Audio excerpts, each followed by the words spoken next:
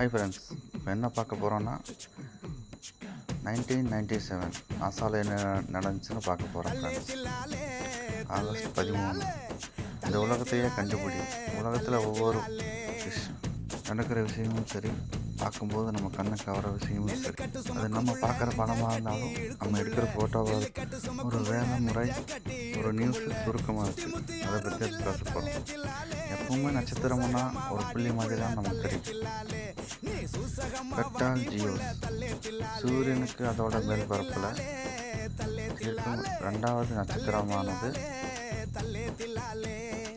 லிஸ்டில் இப்போ மீராவையும் சேர்த்தாச்சு.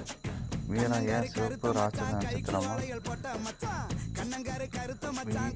வியத்தக துடிப்பு உள்ளாகிறது. ஒரு வருஷத்துல 100க்கும் மேல பவராக இருக்கு.